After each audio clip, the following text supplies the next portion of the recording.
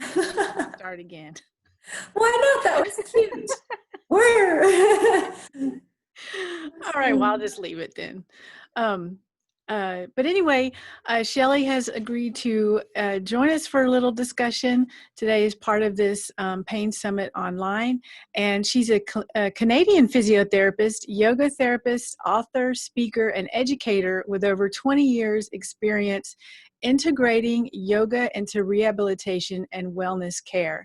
She's a respected pioneer of PhysioYoga, a combination of physiotherapy and yoga.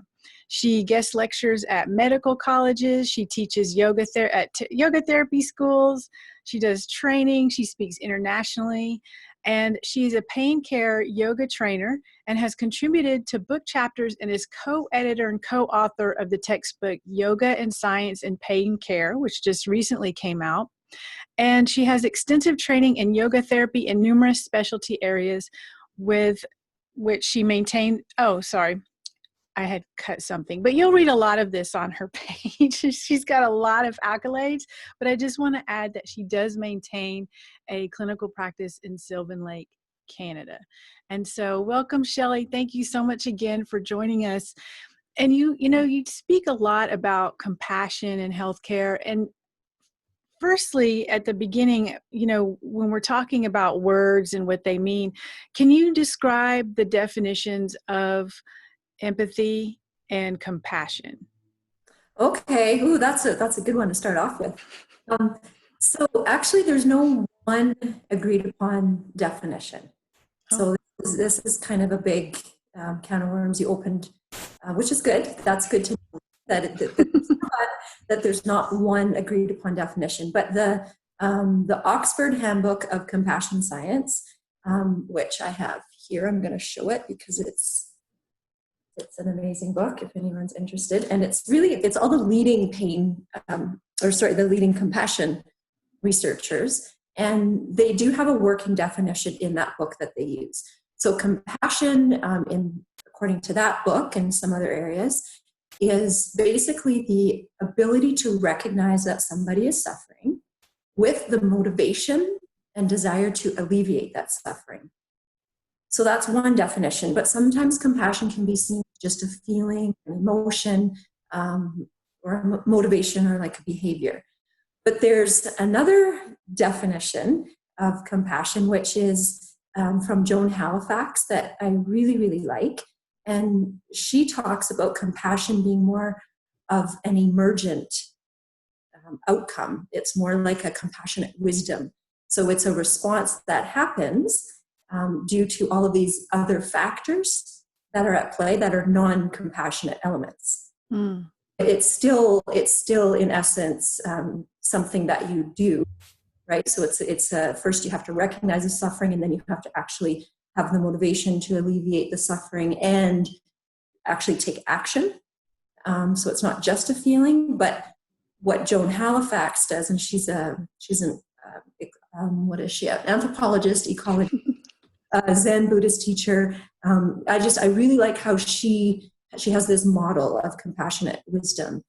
So if we can just start with that, saying it's more of like this emergent property that takes into account your own physiological state, the person that you're trying to help in their state, the context of the situation, and it's a process and it's a dynamic system. Right? So a compassion might look, you might think a compassionate response is one thing, but it might not be a compassionate response for another person in a different situation, in a different context. So that was sort of a bit long-winded, but that's compassion. Now, empathy is actually not something that I have researched as much as compassion. I'm really on the topic of compassion. But of course, when you're talking about compassion, that empathy research, I do come across it and read it.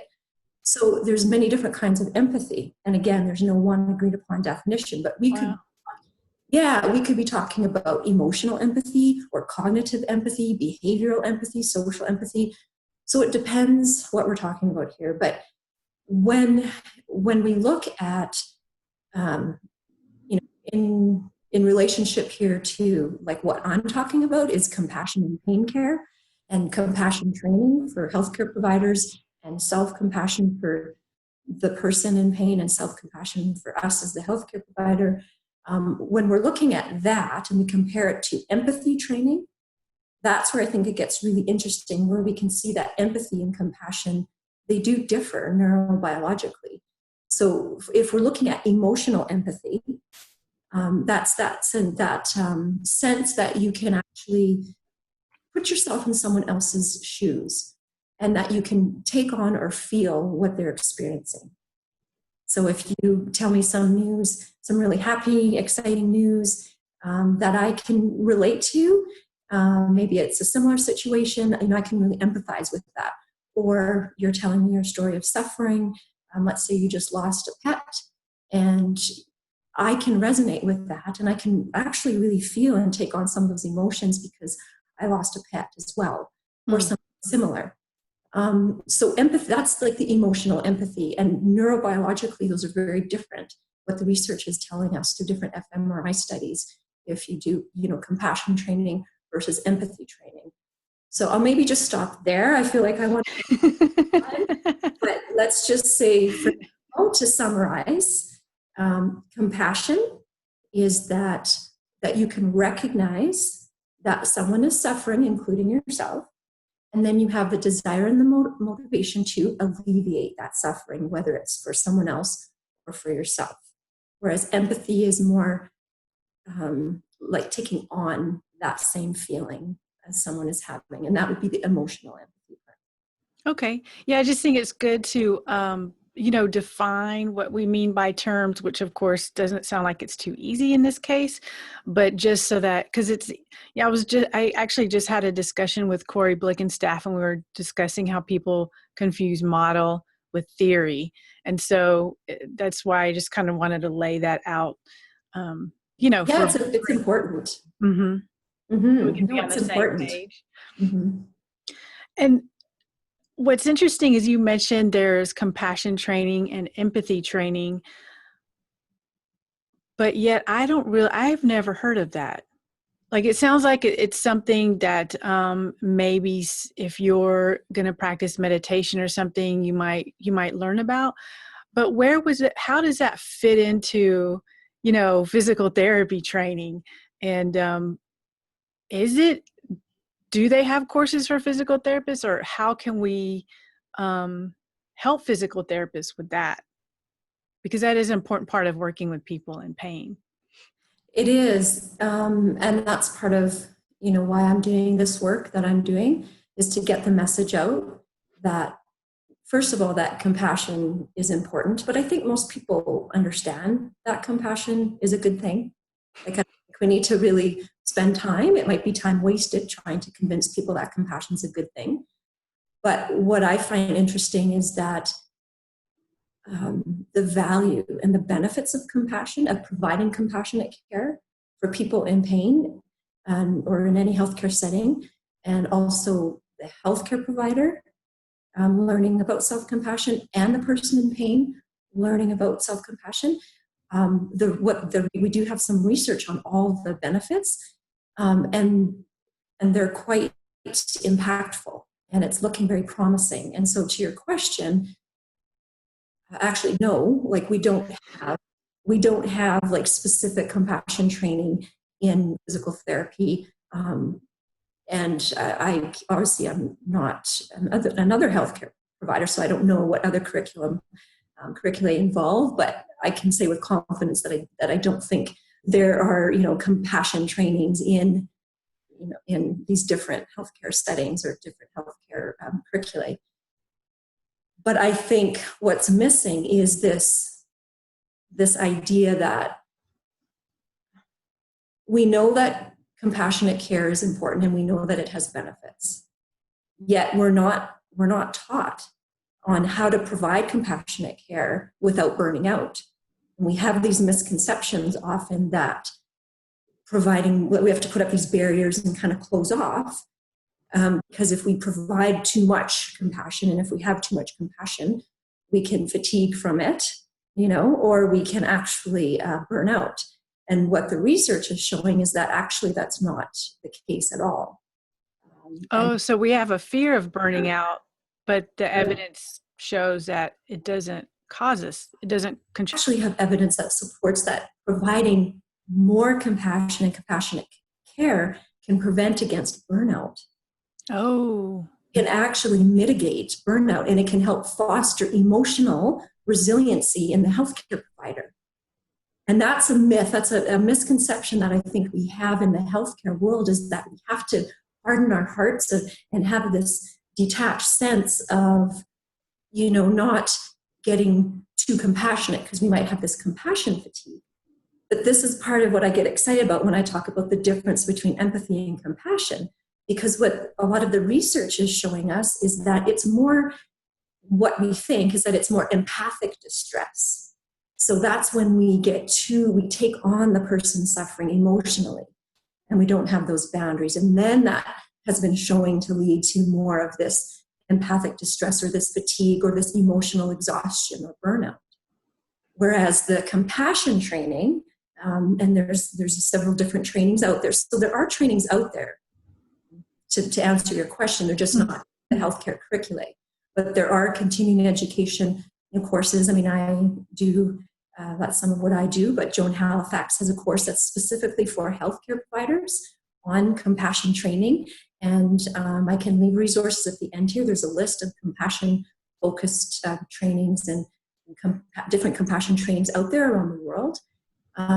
But like I said, what the research is showing is that if we can cultivate this compassion, which can be a process, and it's something that we can all do, it actually helps to alleviate the risk of burnout and provides us with more resiliency. So I think it, if I can say one more thing, I think that should be in all of our healthcare training, because we are taught, I mean, being a healthcare provider is inherently a healthcare giver job. Like we're expected to be compassionate. And I think we have this idea that being compassionate is, we shouldn't have to spend time on it. It's something it should just be simple.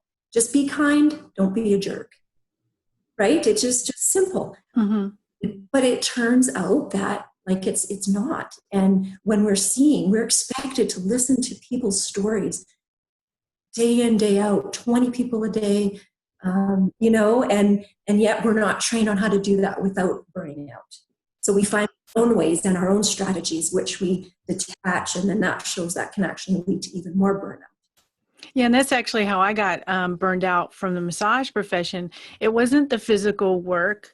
It wasn't working with people who were in pain, which I had a lot of pain clients coming in for pain relief.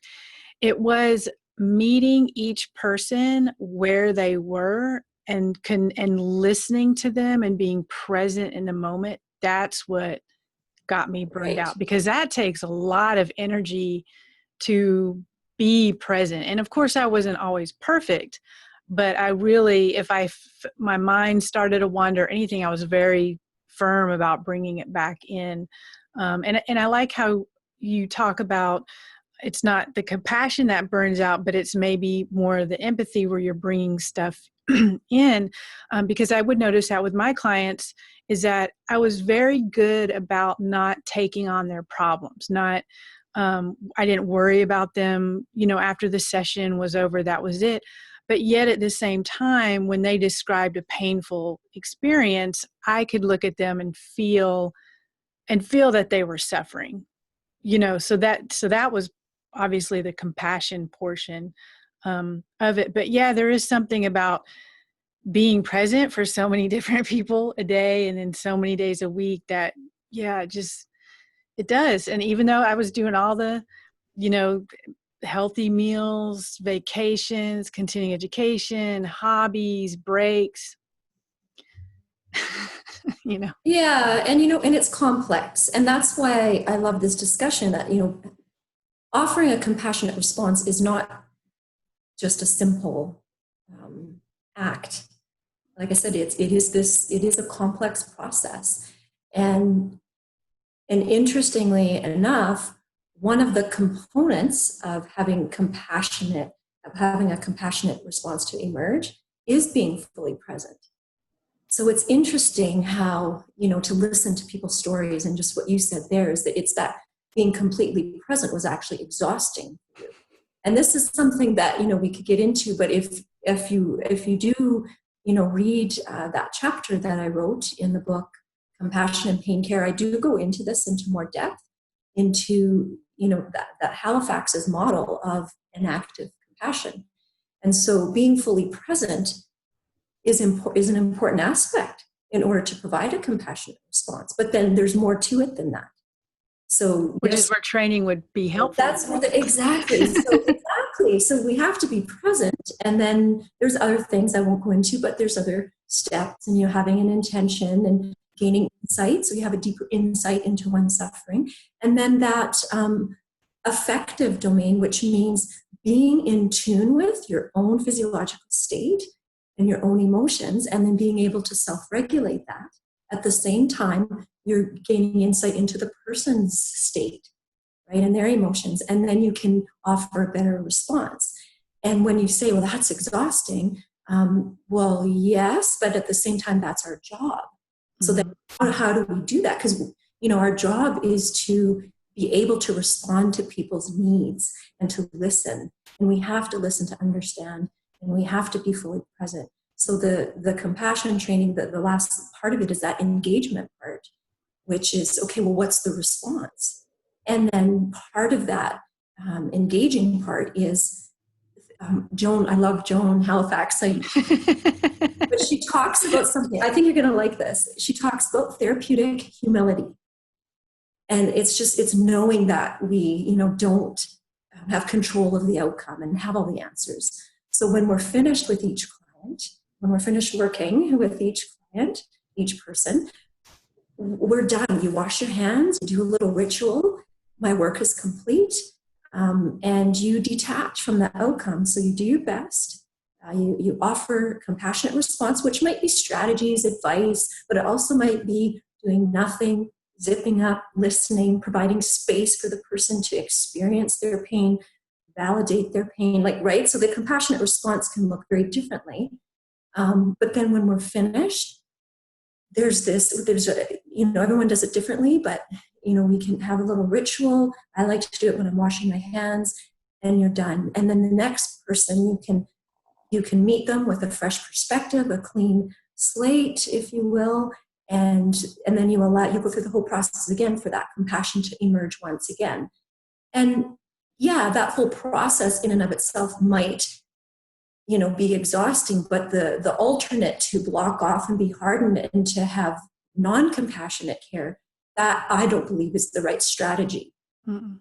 And the research says that cultivating more compassion can actually help us, like I said, fuel to be more compassionate and mitigate burnout. Now, again, burnout is really complex too. So let's be clear that we could do all that, and that sounds great. But there's so many other factors. There's organizational factors and barriers. Maybe you don't have the resources. Maybe your own physiological distress at home. I mean, et cetera, et cetera. Well, plus I also started this San Diego Pain Summit at the same time and was running several other businesses. So I think it was also a matter of, okay, something needs to go. What is it going to, right. Going to yeah. be? But, and then sorry. No, I was just going to say, no, you go ahead. I always want to be really listening to people, and that includes listening to you and your story of just being that fully present seemed to be rough or, very hard on you. And so I like to learn from that too. And so I guess I would say that, we all have different coping strategies as well. So if that was the only thing that works for someone for those few weeks because you've other things going on and you're just overwhelmed and you can't afford to take time off and you can't afford all these luxuries that all these self-help, programs suggest, you have to continue to see that number of, you know what I mean? Like maybe everyone's coping strategies are different. So maybe for a few weeks you have this strategy to check out a little bit. And I'm suggesting that, and of course the literature suggests that's not how we can provide the most compassionate response. But remember, compassion isn't compassion unless it includes yourself. Mm-hmm. So it's complex, and I just want to respect everybody's different view, and then also offer, well, this is my experience, and this is also the literature and the research, and what that's saying too. Yeah, and it's important to, especially if you're a clinician and you're working with someone in pain, and of course we're learning that it's so important to listen to the patient and do things like asking open-ended questions and making them feel listened to, because so many have heard, I don't know how active any of the listeners are on Twitter, but just go to Twitter and listen to some of these um, patients who are living with pain, and they're tweeting about it, and there's a lot of anger and fear and stories of horror stories of not being listened to. And so it seems like compassion would be just an absolute necessity for helping clinicians learn how to work with pain patients. Yeah, and if I may add here, again, just kind of quoting research, but we do have the research that shows that providing compassionate care does increase patient outcomes and patient satisfaction, and it can also increase patient self-care. And I don't know if you remember my talk at the San Diego Pain Summit, but I spent a little bit of time on this because I think it's so important, because as healthcare providers, we expect, or we're trying to help, I should say that a different way. We try to help facilitate, people that we're trying to serve. We try to help facilitate those people to make better choices, healthier choices, to help them change their behavior when needed. And we try to help them with these self-care, these self-management strategies, because we know that's important, especially for people living with persistent pain. Yet, how do we do it? It's hard, because even for myself, and I'm sure for you, we have habits. We need to change things. It's behavior change. It's hard, right? That's whole behavioral psychology. I mean, this is a big topic. But what some of the research shows, which I think is so interesting, is that providing compassionate care comes first in some of these cases, and then that leads to self-care on the behalf of the patient. So by learning how to be compassionate towards a patient, we can take that and basically hold a mirror up and show that and learn to have compassion for ourselves. Oh, that's could be one point too, but that's not exactly the point I was trying to make in this study. This study was showing that women who were receiving compassionate care it was a 1-year long rehabilitation program in a hospital setting.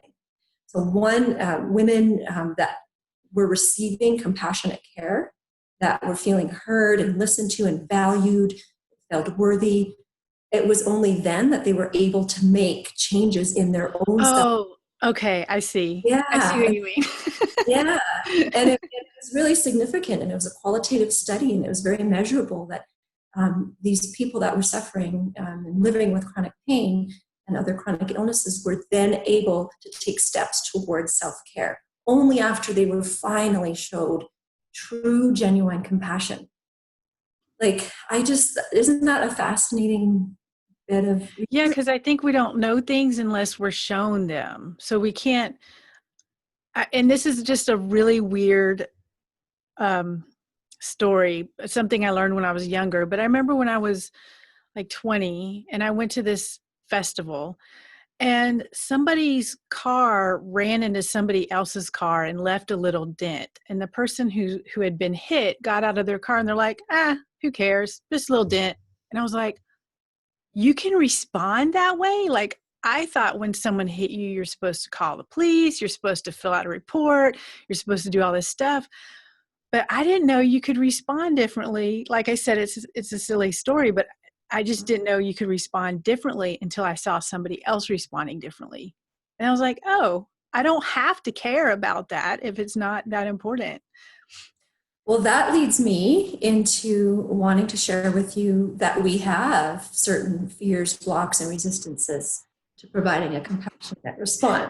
And I definitely wanted to go over that because that is important. So, like our own biases and, as you said, fears. And So yeah, this is what I found really interesting, and I just learned this within the last few years, and I have such an urgency to share this with people because it helps explain some things, for myself. When how come sometimes maybe I make a poor choice or I don't have the discernment, and my response isn't as compassionate as maybe it could have been, and then you feel hard on yourself, and so reading this is just so interesting. And so some of and there's a few different reasons, but this comes from Paul Gilbert.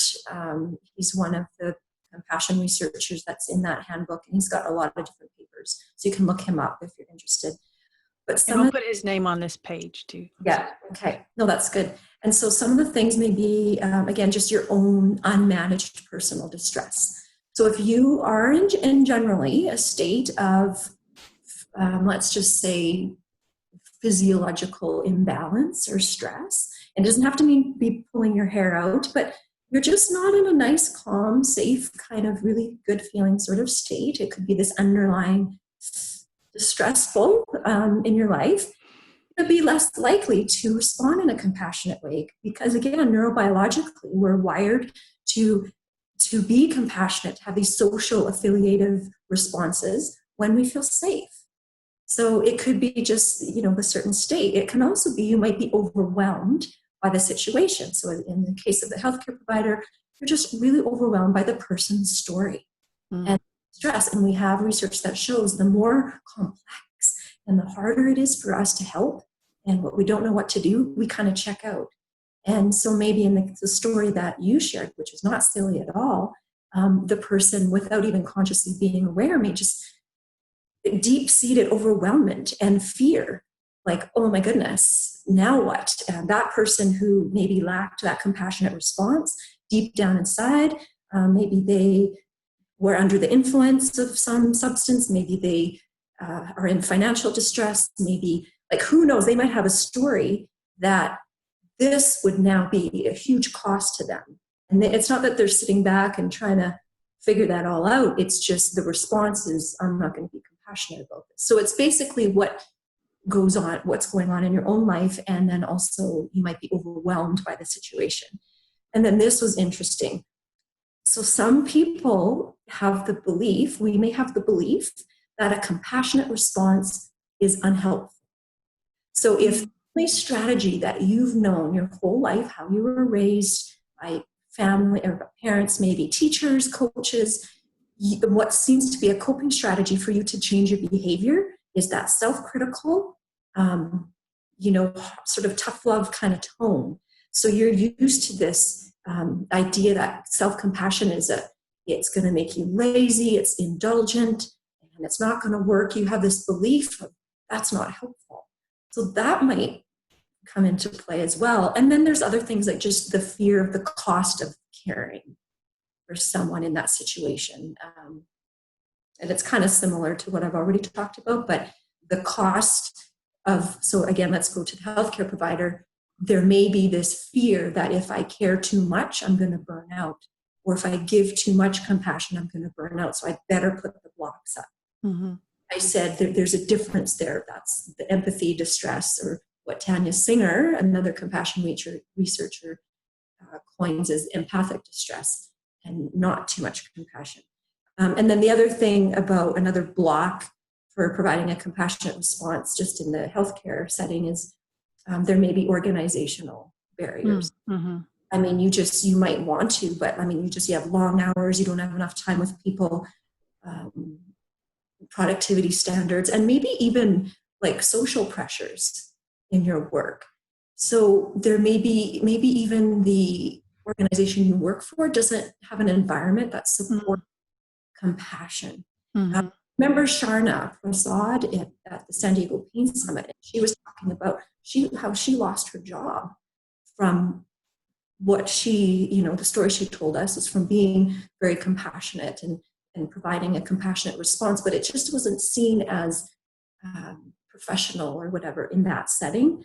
So, like it could be the social pressures around you that could be leading you to not provide as a compassionate response. I'm sorry. I'm good. That's good. You're like, I could go on. I'm sorry. I could definitely see your and just feel your passion through the screen. But say your your organization isn't that doesn't go against the culture of your work or any of that. What's a good way for you to use introspection and see how one feels about, is that something you would like sit back and do, or is that something that the training would really help you do? Or if you can't access the training, what's a good way to because we don't recognize our own fears and blocks a lot of times. Do you have any suggestions to that? I do. And it will maybe require just looking up a few resources, but Kristen Neff, Neff, we'll leave that link as well. Her research, she's been doing this for a couple decades. She's kind of the one that really started the whole self-compassion research, but starting to look at what self-compassion is and how there are these 3 steps to self-compassion: the mindfulness, the common humanity, knowing we're not alone, and then extending kindness. So just looking at her website, and there's a lot of free stuff on there, free articles, and you can read upon. And then another link that I can share with you is Paul Gilbert and his papers on fears, blocks, and resistances. And there are actually, I think I have them around here somewhere, but there are actually they're questionnaires. Oh, nice. And it's free. It's online. So you can actually take questionnaires, and they're self-reported scales, 0 to 5. And that's what helped me look at some of the beliefs that I have, and something called submissive compassion. So some of us have submissive compassion, which is compassion maybe not totally genuine. And it's not our own fault. It's just we do it because we don't want to make people mad, or we're people pleasers, or we think we'll be more liked, or it's part of our self-worth. Like it's just. I'm from the South, so I'm going to think it's like anyone from the South probably. Well, I mean, and I would go through that and read through that, and I can see a lot of things in there. I can see a lot in there that I can resonate with, and it's just it was so valuable for me to go through these questionnaires. There's about 5 or 6 different ones that. Oh, that's excellent. Yeah, so I can leave that, and then as far as the trainings, I do highly recommend looking at Halifax's model of compassion, because for healthcare providers, we can take that and we can apply it, immediately into our practice on Monday in the clinic. And I do want to promote, our book here, if you don't mind, because the chapter that I have in there, Compassion and Pain Care, I thoroughly go through that model with her blessing. And I go through each of the 6 components and how you can cultivate those components. And they are things like, mindfulness and how do you pay attention to your own state and breath and body as you're trying to listen to someone else. These are skills we can develop. And then what does it look like to gain deeper insight into someone's suffering? And so there are things that we can do to start cultivating that.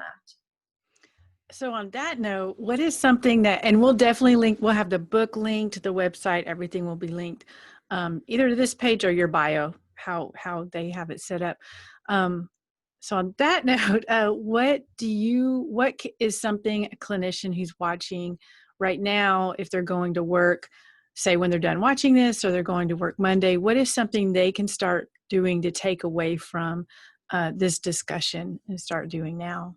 Yeah, so I think one of the things that you can start doing is at the very beginning of the next time you work with someone after the session, is take a moment to set an intention for that session. And you don't have to share it with anybody, just for yourself. And you can make up your own intention, obviously. Some ideas that I provide in the book that I've also other people have inspired me with this too is an intention might be, I am here to be fully present for myself and care for myself first.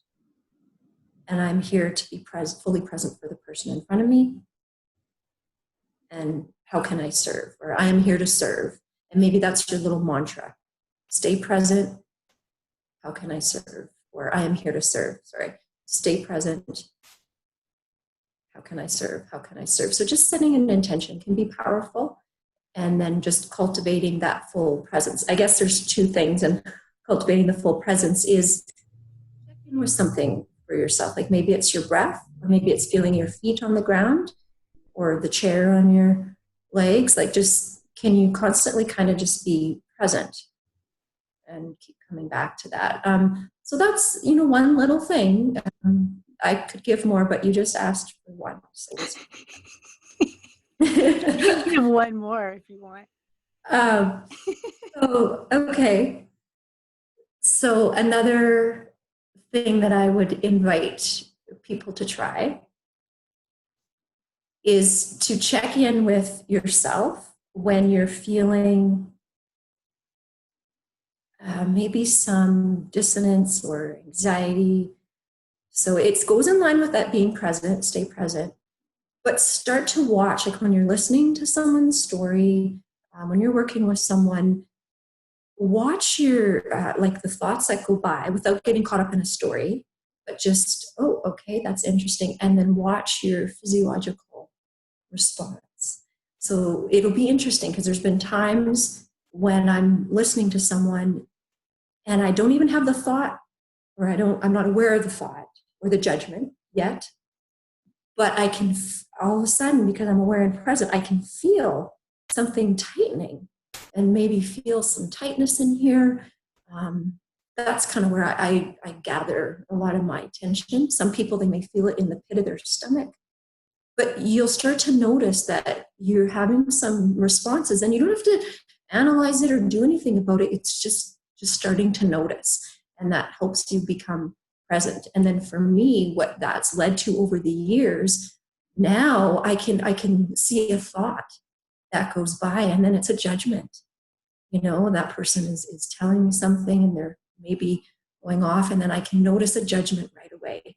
And then the self-compassion practice that I've had over the years, what I've noticed is that I actually there's another layer on that. And then I feel guilty. And then I judge myself for judging that person. And it's stuff that we're just not aware of. So be present and try setting an intention for yourself at the beginning. And it can be anything that you want. And then try to see what it feels like to check in with yourself to see what kind of response you're having. And sometimes it's a positive response. Sometimes when someone's maybe talking to you and then you maybe offer something back and you feel a flow and it feels really good and you feel like you're connecting and it's a real partnership, you may feel something, and for me, there's like an energetic kind of happy feeling and sort of tingly, and I feel it kind of like what I'm feeling right now. It feels really good. And so you just, be present and aware, and then that can help guide you.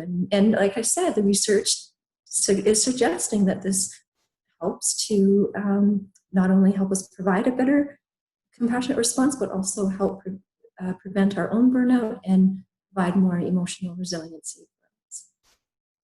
All right. Well, thank you so much, Shelly. And I think those were two excellent suggestions that people can start doing. And as you said, with the second one, just start, observing. You don't have to hold on to stuff or really feel like you're, those things take practice. But I think those are really good suggestions. And I just really want to thank you so much for your time today. I really appreciate it. And I'm sure the people watching appreciate it as well. And we will have all that information for you guys, on the page. So thanks again, Shelly. Thank you so much. Well, thank you so much for having me. I really appreciate it.